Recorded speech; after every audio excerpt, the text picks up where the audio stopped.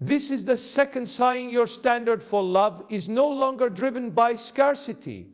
It is shaped by stillness. Not the kind of stillness born of numbness or bitterness, but the kind that grows in the garden of solitude, and the kind that teaches you to breathe without needing someone else's rhythm to guide your own.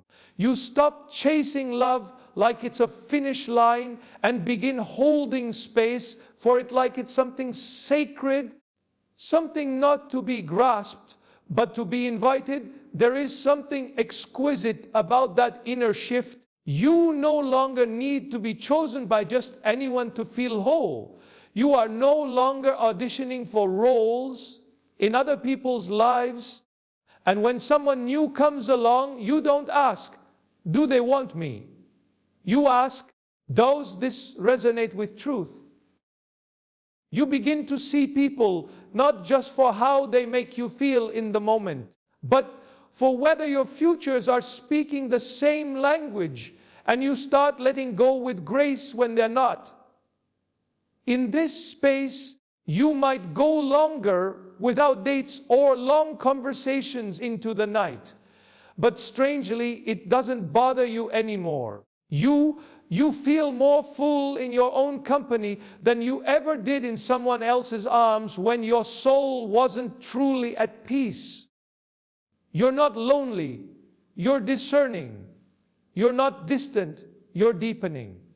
It's a kind of emotional sobriety where the highs don't blind you and the lows don't break you. You're steady, present, awake. It's here that something powerful begins to take root. You begin to believe that love is not about finding someone who completes your emptiness, but someone who complements your wholeness. You see, when we stop searching out of desperation, we start to attract out of alignment. And alignment always whispers, never shouts. It draws in what resonates, not what distracts. And so this elevation of standards isn't about becoming rigid or picky. It's about becoming clear. Clear enough to say no when something doesn't honor your growth. God, clear enough to walk away not because you're cold, but because you're conscious. You trust that what is truly meant for you will never require you to shrink, silence, or abandon yourself to receive it. You start to feel less like you're searching for love and more like you're being shaped by it long before it even arrives. The kind of shaping that happens quietly, like wind carving stone or waves softening edges over time. It's not flashy. It's not fast. But it's real. And so you begin to wait, not idly, not impatiently, but intentionally. You wait the way stars wait for dawn, the way oceans wait for the moon, with calm, with faith, with the knowing that what is being prepared for you is not delayed, it is deliberate, because love that honors your soul will not need convincing. It will simply recognize you. Sometimes the preparation doesn't feel like preparation at all. It feels like loss, like things falling apart just when you thought they were coming together. You get ghosted after opening your heart. A connection that felt promising suddenly fades without reason. You're laid off from a job that once felt secure. Friendships dissolve, plans collapse, and somewhere in the quiet wreckage, you wonder if perhaps you've taken a wrong turn. Or worse, been forgotten entirely by whatever force is supposed to be guiding this great unfolding. But what if those moments of interruption are not punishments, but permissions? What if the very unraveling you're resisting is the thread being pulled so you can be rewoven? There's a certain kind of disruption that only makes sense in hindsight.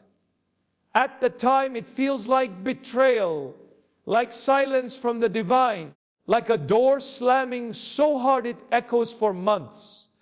But with enough time and enough grace, you look back and realize something astonishing. That door didn't close to keep love out. It closed to keep you from walking into something that would have broken the parts of you that were finally starting to heal. We often think divine signs should feel warm, gentle, affirming. But sometimes they arrive like a lightning strike through the sky of your plans. A breakup that doesn't make sense. A relocation that uproots everything. A chapter that ends before its meaning is clear. These are the sacred disruptions. God's way of pruning what cannot carry you forward. Because you see, preparation isn't always about what is added. It's often about what is taken away. And the reason it hurts is because we rarely release easily. We cling to people, to stories, to versions of ourselves that no longer fit. But when you're being prepared for something sacred, the divine won't let you carry dead weight into destiny. So things are removed, sometimes gently, often not. The detours and delays you've experienced, they weren't wasted. They were necessary recalibrations. They stripped away what distracted you. They revealed where you were still trying to earn love rather than receive it. They showed you the corners of your heart that still needed light. And in that space, between what was and what's not yet, you were being aligned, painfully, purposefully, precisely. So, if you've ever wondered why something didn't work out, why the timing was off, why the person walked away, why the opportunity dissolved, consider this. What if it had worked? What if you had gotten what you thought you wanted before you were ready to hold it with grace, before they were ready to receive you with reverence? Timing in love and in life is not incidental. It is everything. And when you're being prepared for a great marriage, one anchored not just in attraction, but in soul-deep resonance, the delays are not denials. They are rehearsals. Every no becomes a refinement. Every departure makes room. Every disappointment peels back another layer of illusion so you can finally stand clear-eyed in the presence of what is real. You begin to understand that true love is not found in avoiding pain, but in allowing pain to purify your path. And you stop asking, why is this happening to me? And begin to wonder, what is this making possible? Because something is being made possible, even now, even here. So when life takes a sudden left turn, when someone exits without closure, when the plan crumbles, when your heart breaks just as you were learning how to hope again, pause, breathe, look closer. You are not being abandoned. You are being realigned. And the pain you feel, it is not the end of your story. It is the turning of a page, a clearing space for a chapter more true, more whole, and more exquisitely timed than you ever dared imagine. And when that chapter begins, you will know, not because it arrives easily, but because you will have become someone who no longer needs to force what flows. There is a moment, soft, almost imperceptible, when the question you've been carrying quietly begins to shift. It no longer sounds like, where is the one? But rather, who am I becoming in the meantime? You feel it one morning when you wake up, and the H for a partner has transformed into a deeper yearning. Not for someone else's hand in yours, but for your own soul to finally rise to meet the life you're meant to live. There is an ancient rhythm beneath the noise of the everyday. A quiet, sacred current shaping the course of our lives while we remain largely unaware, caught in the thrum of moments. We think we are waiting for love, for connection, for that one soul who will finally see us. But perhaps It is love that waits for us patiently until we are ready to hold it without trembling. What if the longing we feel is not emptiness, but preparation? What if the silence is not absence, but a hidden orchestration, a prelude before the music begins? There are moments in life that do not shout, yet shift everything. Subtle signs, unseen threads drawing us closer to someone we've not yet met, but somehow already know. In this vast, interwoven dance of destiny, nothing is random and no HE is wasted. You are not being delayed. You are being composed. And when the time comes, love will not arrive. It will arrive as so often. When we speak of love, we imagine it arriving with grand gestures and serendipitous meetings, as though romance must burst forth with trumpets and stars aligning overhead. But the truer, quieter beginning of great love does not begin with someone walking into your life. It begins when you sit down with yourself, perhaps for the first time, and no longer feel the urge to escape. There comes a moment, often disguised as loneliness, when the noise of the world fades. Friends become fewer, the phone rings less, and distractions lose their flavor. At first, it may feel like something is being taken from you. But listen closely. What's actually happening is that something deeper is being given to you, a kind of silence, a space. Not empty, but pregnant with becoming. That stillness you're now entering isn't a void, it's a womb. You start to notice your own voice again, the one beneath the noise. You begin to feel what it is to be with yourself, not out of necessity or survival, but out of willingness. You make tea for one and light a candle anyway. You start to soften your inner dialogue. You no longer beat yourself up for what's gone or what never came. Instead, you begin tending to your heart like a garden left too long unattended, pulling weeds not with judgment, but with tenderness. And it is here, in this sacred solitude, that the real preparation begins. Not for someone else, not for a partner, but for truth, for presence, for the simple capacity to hold love without needing it to complete you. People often say, when you stop looking, love will find you. But that's only part of it. It's not about not looking.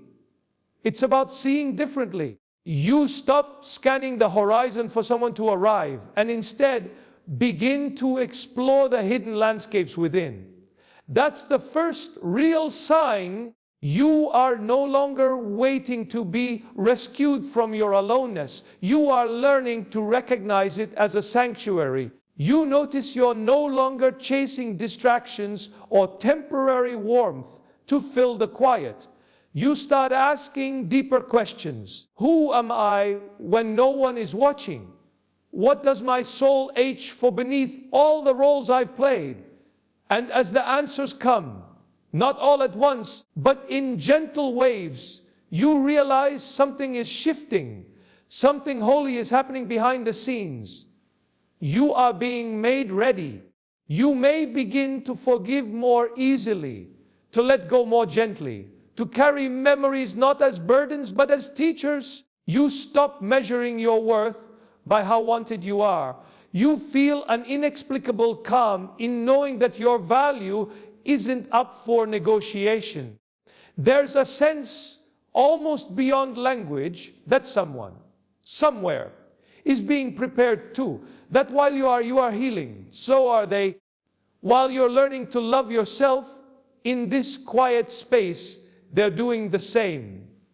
And perhaps when the time is right, when the music is ready, you'll meet not as two incomplete halves, but as two whole notes in harmony. This is not the passive kind of waiting. This is active becoming. It is the kind of preparation that doesn't seek to perform, but to purify. You are not trying to make yourself lovable. You are uncovering the truth that you already are. And when love finally arrives, you will not need it to save you. You will greet it as a companion, not a cure. Because by then, you'll have learned something most people never do. That being alone with yourself in peace was never a punishment. It was the very soil from which real love would bloom. And so, when you find yourself wrapped in solitude, don't rush to fill the space. Stay, listen, let the silence shape you. For in that quiet, God is whispering your name in preparation for a love that won't arrive as a storm, but as a sunrise.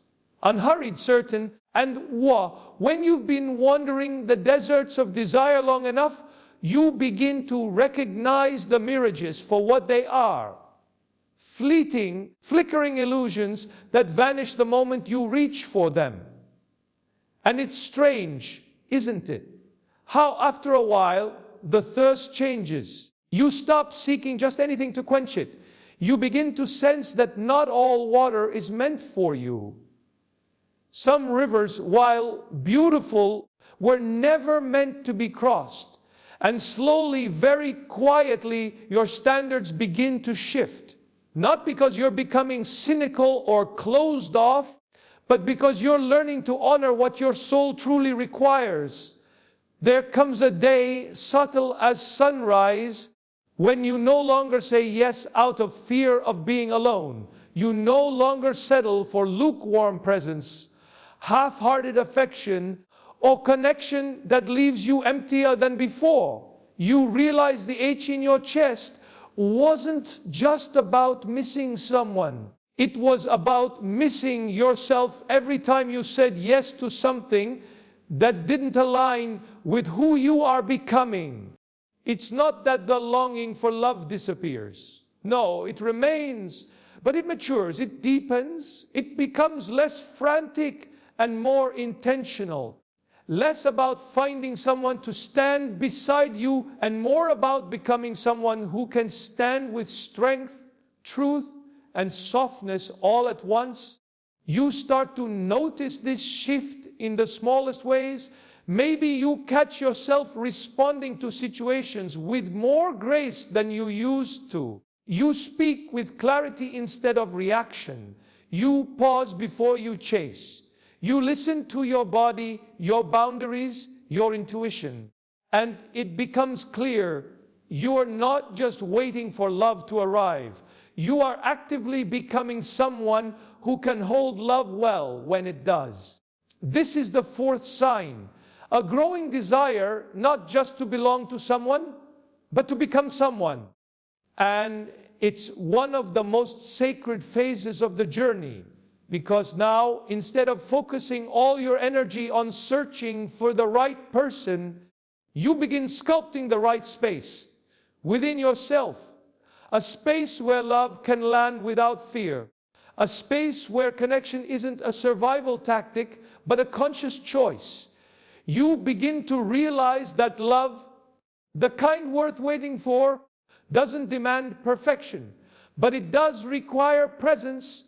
It calls for a heart that's been softened by reflection, a mind that's been sharpened by truth, and a soul that no longer begs to be filled, but simply offers its fullness. You start to grow in ways that have nothing to do with romance at all. You pick up old passions you once abandoned. You create, you contribute, you learn, you stretch. And without noticing, you begin stepping into alignment with the person you've always been beneath the noise. You stop apologizing for your standards. You stop shrinking to fit into containers that were never meant for your expansion. And in doing so, you free yourself. You free yourself from the notion that love must come to rescue you. Because now you're no longer seeking a savior. You're preparing for a partner. Not someone to carry your weight, but someone who recognizes the light you've cultivated in the dark. That light, by the way, does come from being unscarred. It comes from healing anyway. from staying open even when you had every reason to close, from learning how to hold your own hand before asking anyone else to. When you reach this place, this becoming, you stop fearing that time is running out, because you begin to see that what is meant for you doesn't respond to urgency. It responds to readiness. And readiness isn't loud. It doesn't scream, "I'm ready now, send them." It simply lives in you. Quiet, steady, sure. And that right there is when the divine often moves. Not because you begged, but because you became. Because the shape of your spirit began to match the shape of what's on its way. So if you find yourself in this place, not searching, not desperate, but becoming, trust it, nurture it, stay in it. You are not being left behind. You are being lifted up. Because when love finally arrives, it won't need to fix you. It will simply recognize you. There's a strange beauty in the way the universe speaks, not in thunder or shouts, but in whispers. And often, those whispers don't in the form of clear answers, but in subtle nudges, repeating numbers, a familiar name you haven't heard in years appearing out of nowhere, a dream that leaves you wide-eyed at 3 a.m., with the feeling that something more is happening than meets the eye. These are not coincidences. They are breadcrumbs on a path that isn't visible yet, but is very much unfolding beneath your feet. This is the fifth sign. You start to notice what the rational mind cannot explain, and yet your spirit nods quietly saying, "Yes, I see it too." These aren't dramatic revelations. They're small, meaningful echoes, signs that seem to weave themselves through your days, as if something beyond time is trying to remind you of what you already know deep down. You are being led. Some call them synchronicities. Some call them signs. But whatever you name them, God, they often show up when you're in alignment. When you're not just doing the work on the outside, but when your inner life begins to hum with honesty, awareness, and quiet expectation. Not the desperate kind of expectation, but the sacred kind, the one that says, "I don't know how or when, but I trust something is unfolding." You might hear a phrase in a song that mirrors a thought you had earlier that day. You might bump into someone who randomly mentions a book or place tied to a memory you thought was long buried. Or maybe it's a passing glance with a stranger that lingers just a second too long, stirring something ancient, something familiar. These moments feel like the universe giving you a wink, not to tease, but to assure, and it's not always about who. Sometimes it's about where, or when you begin to feel that your life isn't just a sequence of random events, but a mosaic being carefully arranged. The people who leave, the opportunities that don't work out, even the heartbreaks, they all start to feel like pieces of a larger design. And these signs, however small, feel like confirmation that none of it has been in vain. Now, of course, the mind will try to talk you out of it. It will call it fantasy, delusion, wishful thinking. But the heart doesn't care for logic. It cares for meaning. It recognizes patterns not because it's reaching for something, but because it's remembering something. A connection, a rhythm, a knowing. You don't have to chase these signs. They find you. When you're present, open, and living with intention, they begin to appear like stars at twilight, gradually, gently, and then all at once. And when they do, they carry a kind of quiet reassurance. You are not wandering aimlessly. You are on a path, and the path is alive with presence. These signs are not guarantees. They don't promise immediate arrival or painless progress. But they do whisper that something is coming together, that the preparation you've endured, the becoming you've embraced, the patience you've practiced are not unnoticed. Somewhere, someone is also being shaped. Somewhere, threads are being tied. And slowly, mysteriously, two lives are curving toward each other like two notes waiting for harmony. So pay attention, not obsessively, but reverently. Notice the quiet music behind the moments, the little yeases from the universe. Listen out, God, the feeling that you're walking towards something that's already yours in the unseen. Because when you're being prepared for love that is divine in nature, the signs won't scream. They'll shimmer. And if you're still enough, you'll see them. Not as distractions, but as directions. And in that sacred noticing, you'll begin to trust what cannot be proven, only felt. And that, perhaps, is the most beautiful preparation of all. It's easy to mistake silence for absence. Easy to believe that when life goes quiet, when no new love arrives, when no clear direction is given, that nothing is happening. But that's the illusion. Because the truth is, some of the most profound transformations occur in the quiet, in the waiting, in the not knowing. And this is where the sixth sign begins to emerge, the realization that you are being prepared, not punished. It doesn't always feel that way. Sometimes it feels like you're being left out of your own story. Like you've been overlooked, forgotten, or somehow missed the signal everyone else received. You see others pairing off, moving forward, announcing their forever love. And there you are, still becoming, still unfolding, still waiting. But the soul knows something that the ego forgets. Preparation looks a lot like delay, and refinement often masquerades as resistance. When you are being readied for something sacred, it rarely comes quickly. Not because you are unworthy of it, but because you are meant to meet it as someone who is ready to receive, hold, and honor it. It's not a delay, it's a design. You begin to see it quietly in the way your heart softens even after disappointment, in the way you stop measuring your worth by the pace of your progress, in the way you trust, not blindly, time-godly, but bravely, that even if the timing isn't yours, the timing is still good. This shift is subtle, but it's powerful. You stop asking, why is it taking so long? And instead ask, what is this time shaping in me? You realize that the space where you once saw a void is actually a sacred kiln, where your character, your clarity, your compassion are all being fired into something enduring. You're not being delayed to punish you.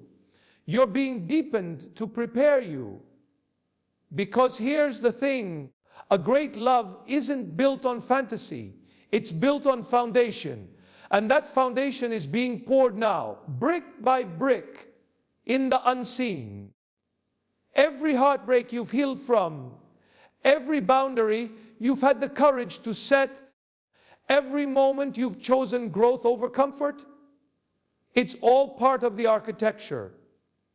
And what's coming will need that strength, not because it will be hard, but because it will be real. Real love doesn't ask you to abandon yourself. It doesn't arrive with conditions and ultimatums. It meets you as you are, and it invites all that you are becoming. But to recognize that kind of love, to hold that kind of love, you must become familiar with it first, within yourself.